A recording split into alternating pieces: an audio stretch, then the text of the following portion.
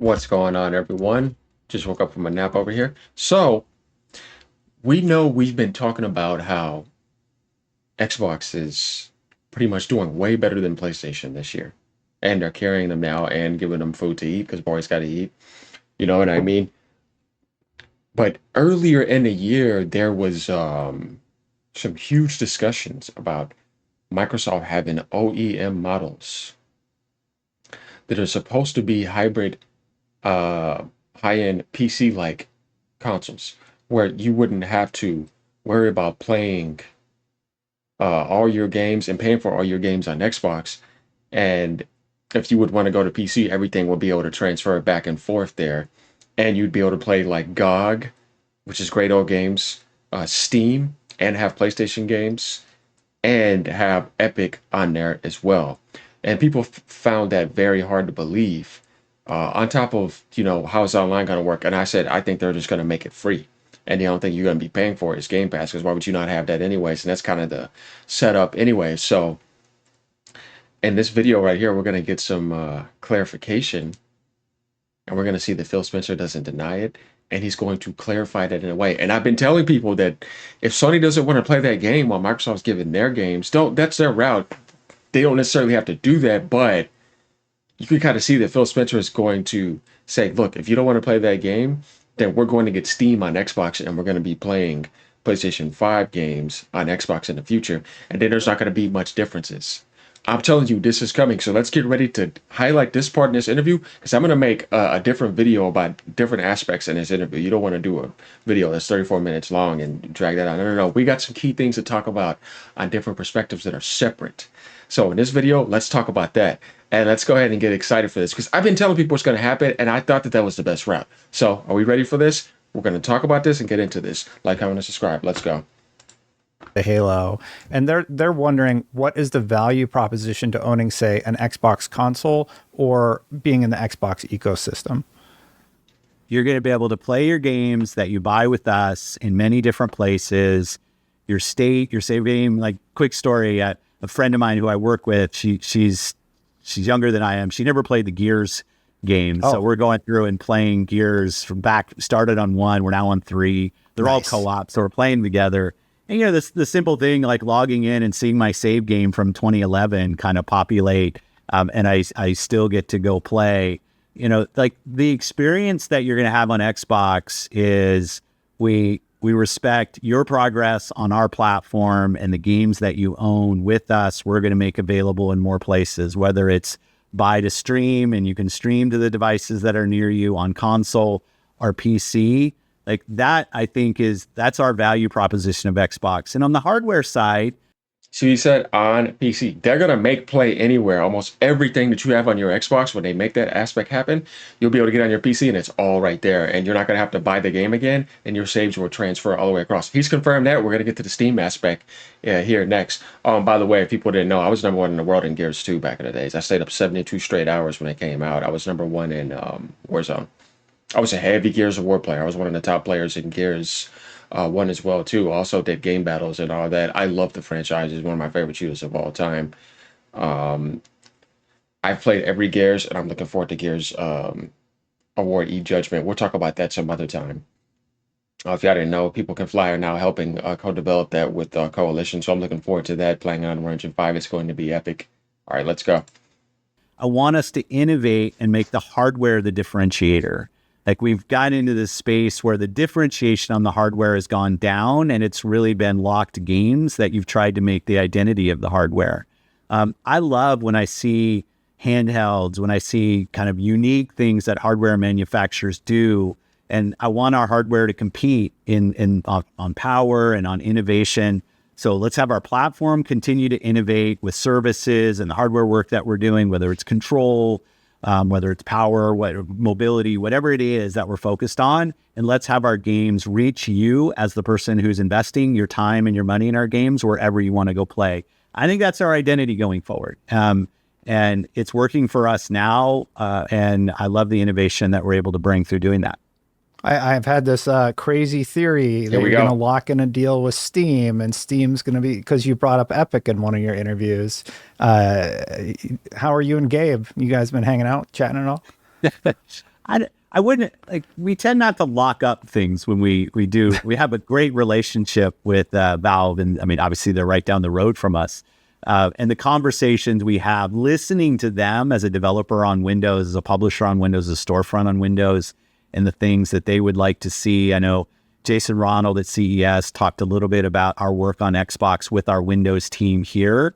And I think us, as much as we listen to game creators on our platform, listening to what Valve and Epic and Discord and others have to say about what it means to be on Windows with a great gaming service, and how we as Microsoft and the Xbox team continue to evolve those things. Very, very important. Not like lock up kind of way, but their voice in the evolution of our platforms is so, so important. Did you really hear what he just said? They're right across the street from us. We've been talking, and then he mentions Discord, which came to Xbox because they were talking with them a lot first, and then talking about Epic, Steam and all that, and how it's important for the evolution of Xbox and how it's already in the Windows operating system.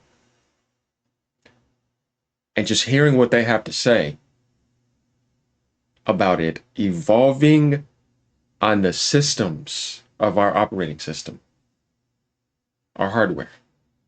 Guys, he's pretty much clarifying and telling you that it's coming to Xbox, and that, they're right across the street. They talk all the time, and that the evolution aspect of Xbox, he can't say it straight out because it's going to be better to see it as a surprise.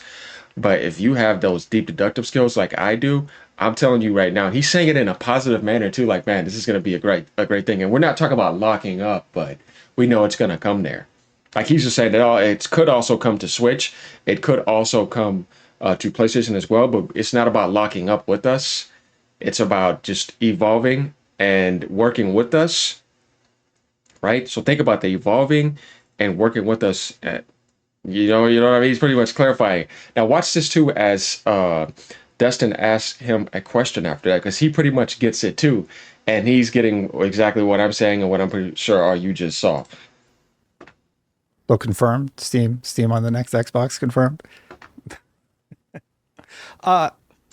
See, he can't answer that question, but you see, he laughs. He doesn't say, now, you know what I mean? He didn't deny it whatsoever. And after everything he just said, now we can go back and listen to that right quick, and we can confirm what he said. Like it's what I mean? It's not that hard to really pick up, but just in case if people were not getting it, you will see where I'm at on this part of the video. So let's just go back even 13 seconds. But their voice in the evolution of our platforms is so platforms important. So confirmed, Steam on the next Xbox, confirmed. This is an interesting one. So I had reached out about this one, and I'm working on a separate thing, but I'll just ask you directly. Would you ever consider dropping or adjusting the Xbox Series S parity clauses with the Xbox Series? This is important too. A lot of people are wondering, what does he think about the Series S? This also debunks a lot of things too, because Phil Spencer really answered this question very well. And I thought the same thing as well. Definitely when you look at the Switch 2 situation, it's very true. Exacts, those sort of requirements. Some developers have brought up difficulty optimizing for the Series S. Can you tell us any more about plans there? Yeah, in a way, I think about it in almost exactly the opposite way right now. With the rise of handheld PCs and even the introduction so far of the Switch 2, as developers, we're building on more device specs, from lower powered, because they're battery powered devices, all the way through things that plug into the wall. I actually think we have a real advantage because we've been targeting S for quite a while, that our games have been built and they're portable across many different specs. So when we look at something like a Steam Deck or a ROG Ally or something, we've got this S version of the games that's more tailored to the device specs of a lot of devices that frankly are getting introduced right now. And I think that helps us. And frankly, the scalability of engines today allows them to scale from ray trace enabled multi-$1,000 graphics card on desktop PCs, all the way through a handheld battery powered device. So for me, S has been helpful in our portfolio. And I'm playing Indiana Jones on the S, and it looks great. So like it's definitely capable of playing current generation games in a great way. But most of your games that are going to be out there are going to be supporting these different devices. And the S spec of what it is actually maps pretty well to the devices that we're seeing introduced right now. So I think it actually is an important design point for teams going forward, that kind of power performance mix that you see in the Series S. Yeah, it is close to the Steam Deck, close, but yeah, and the Steam. Well, anyway, I don't mean to go crazy there. So you see what he just said? It's just people hating and having an excuse. And if we look at this very closely, it's very true what he said. How many settings are made all the way today for across multiple different devices? Even with the Switch 2 coming, everybody's going there, right? It's going to be close to the Series S. They'll be somewhat similar. Then you got the Steam Deck, the Asus ROG Ally, all those aspects. And it allows the developer to also become more talented, because if you start down at those settings first, it should be easier when you get to the other settings. And it's just scalability, right? If you're a developer, you should be able to scale wherever you can. And it's a thing that's everywhere now. Everybody's been doing this now. Xbox One, Xbox One X, right? PlayStation 4, PlayStation 4 Pro, PlayStation 5, PlayStation 5 Pro, Nintendo Switch, PC, all the different PC aspects where you got NVIDIA and AMD. They've been doing this. So that's kind of an excuse, right? The Asus ROG Ally, Steam Deck, right? You're going to see the Xbox handheld, PlayStation handheld, Nintendo Switch 2. It's a thing now. So all those people that are trying to bash the Series X, it's fine. It's all about scalability, and if you just want to enjoy the game and just play the experience. Not everybody are graphics swords in the industry. And Microsoft did try to follow that Nintendo route, and it did work for them, pretty much. A lot of people got the Series S, you know what I mean? So that answers a lot of questions about that and how he thought about it. He didn't see it as negative. He's just saying that, pretty much people are making excuses and skill issue. Or people just being lazy, right? Or you never know, right? People just trying to bulldozer settings. But at the end of the day, it's not a big deal. I mean, you know what I mean? Get out of here with all that stuff. So the meat of this video and the most important aspect is definitely about seeing what he said about Steam, right? So there's a lot of stuff down here we can look at, right? And we'll get to that on another video. But I really wanted to highlight that because a lot of people are worried about that. And we're wondering also if that's going to be true. Guys, it's there. You know what I mean? I think it's the future. So if you don't think PlayStation 5 games will be available on Xbox in the future, think again. It's going to happen. And that's where things are going to get even more interesting. And what he's saying too is we need to start making consoles more innovative. I agree with him because they were now becoming similar AMD PCs that were not much different from each other. And all the thing you were saying is exclusives. Now when you have features like quick resume, you know what I mean, power on, the cloud advantage, like start making consoles innovative like that, where it's like, man, I can't even do this on my PC. I agree with him on that. I think that's cool if you start innovating on hardware and making it different again. Because it used to be where you looked at consoles, they were kind of different in a different way. And that's one thing I like about Microsoft is they are innovative. Sony's the least innovative. If you really even think about the design of PlayStation, they're all very similar until 5. It does look like some alien made that and dropped it off to them. But the design of the PlayStation controller and most consoles are pretty much the same. The name is pretty much the same all the way from PS1 to PS5.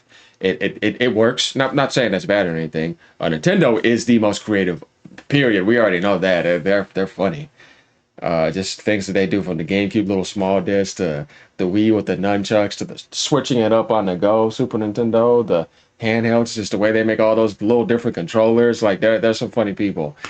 But that's something exciting to think about, right? That Dustin actually answered that question about Steam. Let me know what y'all think about that. Man, well, I tell you, there's going to be some pissed off ponies when that happens. All right, y'all. Like, comment, subscribe. Let me know what y'all think. I'll be bringing you more of this interview so we can talk about different things, not trying to cram it all in one video. You know what I mean? So, yeah, enjoy that, y'all, and look forward to that in the future. Ponies, relax. It's okay. It's going to happen. Peace out, y'all.